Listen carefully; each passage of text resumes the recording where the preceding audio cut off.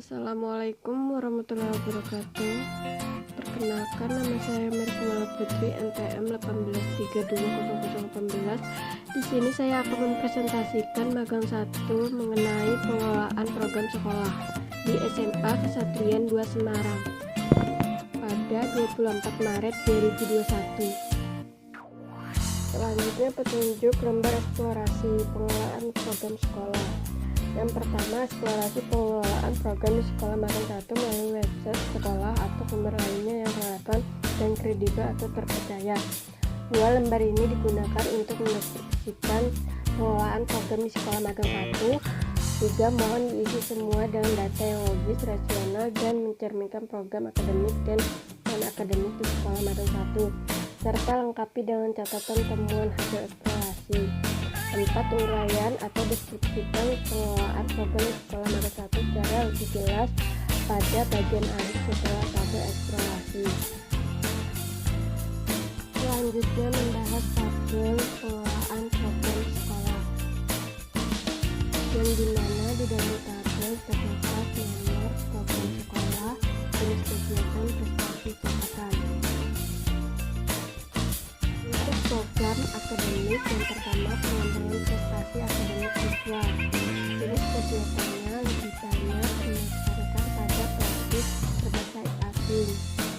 Terus prestasinya juara 3 storytelling debat and creative English competition tahun 2019 tingkat provinsi Jawa Tengah, yaitu yang kedua juara 1 dan 2 storytelling student participation in digital technology development toward industry revolution 4.0 tingkat provinsi Jawa Tengah.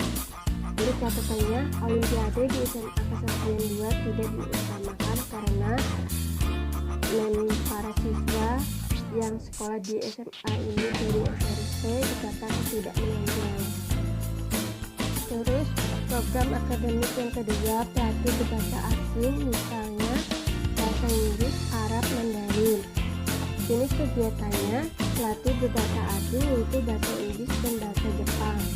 Untuk prestasinya juara 3 storytelling debat and creative English competition tahun 2019 tingkat provinsi Jawa Tengah.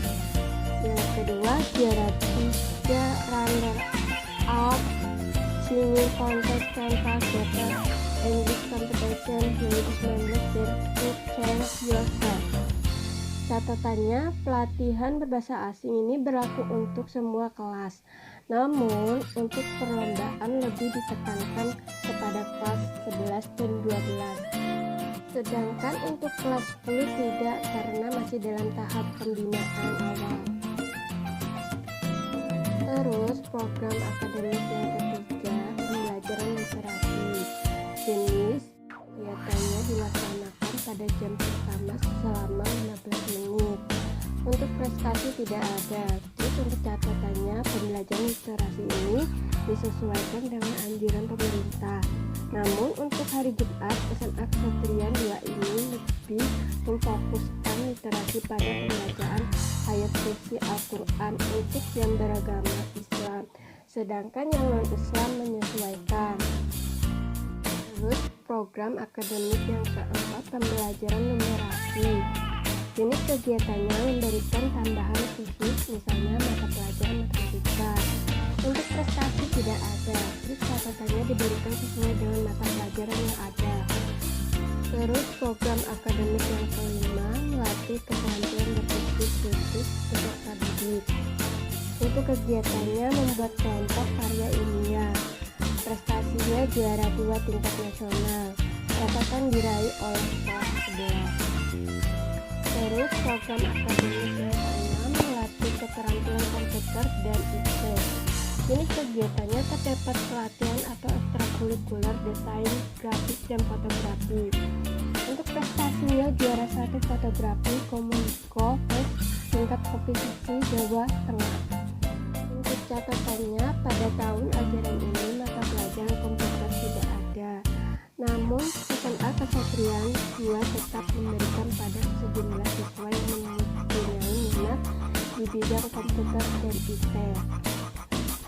Terus program akademik yang ketujuh mengembangkan karakter peserta didik. Untuk jenis kegiatannya, para siswa ajar melakukan program 3S, senyum, salam, sapa, budaya malu seperti malu, caranya terlambat, dan sebagainya. Membiasakan siswa untuk menghargai teman-temannya, membiasakan disiplin untuk upacara. Untuk prestasinya, juara 3, K3, keterampilan, kebersihan, dan keamanan tingkat kota Semarang. Dan catatannya, setiap pagi terdapat guru tiket yang berbaris di depan gerbang untuk menyambut para siswa. Untuk pelaksanaan upacara di SMA Stadion 2 ini tidak dilakukan setiap hari Senin, melainkan dilakukan pada hari-hari besar dan tanggal 17. Terus program akademik yang ke-8 mengembangkan kreativitas peserta didik. Jenis kegiatannya dilatih untuk membuat kerajinan tangan yang kemudian dipasarkan. Prestasi tidak ada. Catatannya, pengembangan kreativitas di semua mata pelajaran pada dasarnya ada, terutama pada mata pelajaran kewirausahaan dan prakarya. Terdapat juga pada mata pelajaran bahasa Indonesia, menyusun puisi untuk kelas 10 dan cerpen untuk kelas 11 yang dikumpulkan pada setiap akhir semester, serta adanya musikalisasi, puisi, dan drama. Selanjutnya, saya akan membahas program non-akademik. Yang pertama, Futsal Putra dan Putri. Jenis kegiatannya permainan bola yang dimainkan oleh dua tim yang masing-masing beranggotakan 5 orang. Prestasi tidak ada. Catatannya, untuk Futsal Putra diadakan pada hari Kamis pukul 15.30 sampai 17.30 waktu Indonesia Barat, bertempat di lapangan depan, sedangkan untuk Futsal Putri diadakan pada hari Selasa pada jam dan tempat yang sama. Program akademik yang kedua, teater lintas. Jenis kegiatannya kelompok teater. Prestasi juara aktor pembantu pria terbaik tingkat provinsi Jawa Tengah. Catatan diadakan pada hari Senin pukul 15.00 sampai 16.00 waktu Indonesia Barat, bertepatan di lapangan belakang. Terus program non-akademik yang ketiga, bola basket putra dan putri. Jenis kegiatannya olahraga bola berkelompok yang terdiri atas 2 tim, beranggotakan masing-masing 5 orang yang saling bertanding mencetak poin dan memasukkan bola ke dalam kandang lawan. Untuk prestasinya tidak ada, dan catatannya diadakan pada hari Rabu pukul 15.30 sampai 17.30 waktu Indonesia Barat, bertepatan di lapangan depan untuk latihan antara putra dan putri digabung. Terus program akademik yang keempat, bulu tangkis. Jenis kegiatannya olahraga raket yang dimainkan oleh 2 orang untuk tunggal atau pasangan untuk ganda yang saling berlawanan. Untuk prestasinya tidak ada, dan untuk catatannya diadakan pada hari Selasa pukul 15.00 sampai 16.00 waktu Indonesia Barat, bertepatan di lapangan. Terus program non-akademik yang kelima, voli putra dan putri. Jenis kegiatannya permainan olahraga yang dimainkan oleh 2 grup lawanan yang masing-masing beranggotakan 6 orang pemain. Untuk prestasinya tidak ada, dan untuk catatannya diadakan hari Senin 15.30 sampai 17.30 waktu Indonesia Barat, bertepatan di lapangan depan. Terus program akademik yang keenam, jenis kegiatannya seni pada umumnya melibatkan gerakan tubuh dengan berirama dan musik. Untuk prestasinya, juara 3 Dance Trophy Competition 2019 tingkat kota Semarang. Catatannya diadakan pada hari Kamis pukul 15.00 sampai 17.00 waktu Indonesia Barat, bertepatan di lapangan belakang. Terus program non-akademik yang ketujuh, fotografi. Jenis kegiatannya seni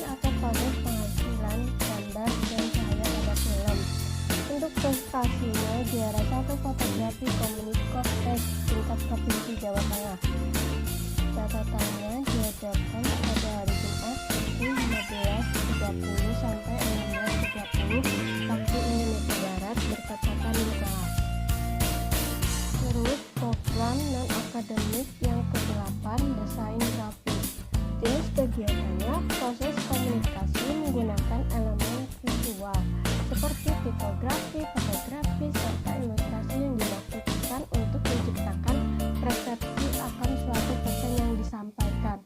Untuk prestasinya tidak ada, dan untuk catatannya diadakan pada hari Rabu pukul 15.30 sampai 16.30 waktu Indonesia Barat bertepatan di lab komputer. Terus program non-akademik yang ke-9 manga Japanese.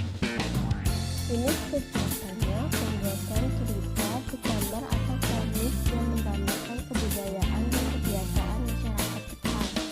Untuk prestasinya tidak ada, dan untuk catatannya diadakan pada hari Selasa pukul 15.30 sampai 16.30 waktu Indonesia Barat bertepatan di kelas. Terus program non-akademik yang ke-10 vokal group. Jenis kegiatannya ensemble musik yang terdiri atas penyanyi-penyanyi maupun musik yang dibawakan oleh ensemble tersebut. Untuk prestasi tidak ada, dan untuk catatannya diadakan pada hari Rabu pukul 15.00 sampai 17.00 waktu Indonesia Barat bertepatan di kelas. Terus program non-akademik yang ke-11 PKS. Jenis kegiatannya patroli keamanan sekolah. Untuk prestasinya tidak ada, dan untuk catatannya diadakan pada hari Jumat pukul 15.00 sampai 16.00 waktu Indonesia Barat bertepatan di lapangan belakang. Terus untuk program non-akademik yang ke-12 Paskibda. Jenis kegiatannya pasukan pengibar bendera pusaka yang bertugas mengibarkan duplikat bendera pusaka dalam upacara peringatan proklamasi kemerdekaan Indonesia di 3 tempat, yakni tingkat kabupaten atau kota, provinsi, dan nasional. Untuk prestasi tidak ada, dan untuk catatan diadakan pada hari Jumat pukul 15.30 sampai 17.30 waktu Indonesia Barat bertepatan di lapangan depan. Terus program non-akademik yang ke-13 yaitu rebana. Jenis kegiatannya kesenian yang terdapat banyak alat musik yang berbahasa Islam. Untuk prestasi tidak ada, dan catatannya diadakan pada hari Jumat pukul 12.30 sampai 13.30 waktu Indonesia Barat bertepatan di masjid. Terus program non-akademik yang ke-14 B7. Jadi kegiatannya baca tulis Al-Quran. Untuk prestasi tidak ada, dan untuk catatannya diadakan pada hari Rabu pukul 13.30 sampai 14.30 waktu Indonesia Barat bertepatan di kelas. Terus program non-akademik yang ke-15 yaitu bahasa Inggris wajib kelas 11. Jenis kegiatannya pelatihan berbahasa asing. Untuk prestasinya tidak ada, dan untuk catatannya diadakan setiap hari Senin sampai Rabu pukul 14.15 sampai 15.15 bertepatan di kelas. Terus program non-akademik yang ke-16 pramuka wajib kelas 10 dan Dewan Ambalan. Jenis kegiatannya latihan berkala yang mempunyai tujuan untuk membina kaum muda dalam mencapai sepenuhnya potensi-potensi spiritual, sosial, intelektual, dan fisiknya. Untuk prestasinya tidak ada, dan catatannya diadakan pada hari Jumat 13.00 sampai 15.00 waktu Indonesia Barat bertepatan di lapangan dan kelas. Selanjutnya, uraian atau deskripsi pengelolaan program sekolah. Pengelolaan sama dengan pengorganisasian dan pengarahan usaha untuk memanfaatkan secara efektif material dan fasilitas untuk mencapai suatu tujuan. Pengelolaan pendidikan berfungsi sebagai acuan bagi program pendidikan, mengevaluasi dan merevisi kegiatan-kegiatan yang dianggap perlu. Terdapat beberapa fungsi dari pengelolaan itu tersendiri, yaitu yang pertama, perencanaan atau planning adalah penentuan serangkaian tindakan untuk mencapai suatu hasil yang diinginkan, seperti penetapan tindakan apa yang harus dilakukan, di manakah dan kapankah tindakan itu harus dikerjakan, dan sebagainya. 2.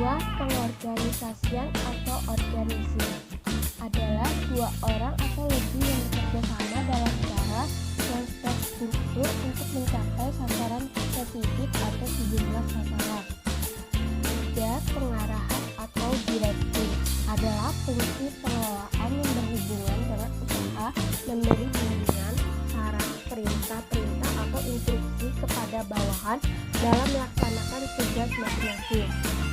4. Pengawasan adalah fungsi pengelolaan yang berhubungan dengan usaha pemantauan kinerja agar supaya kinerja tersebut terarah dan tidak melenceng dari aturan yang sudah ditetapkan, dan pemantauan berfungsi sebagai media agar kinerja tersebut terarah dan tersampaikan secara tepat. 5. Pengembangan adalah fungsi pengelolaan yang harus dijadikan tolak ukur keberhasilan suatu pengelolaan. Dengan adanya pengembangan, maka pengelolaan akan berjalan sesuai dan bahkan melebihi target yang telah ditetapkan. Sekian presentasi dari saya ucapkan terima kasih banyak. Apabila ada kesalahan, saya mohon maaf. Saya akhiri. Wassalamualaikum warahmatullahi wabarakatuh.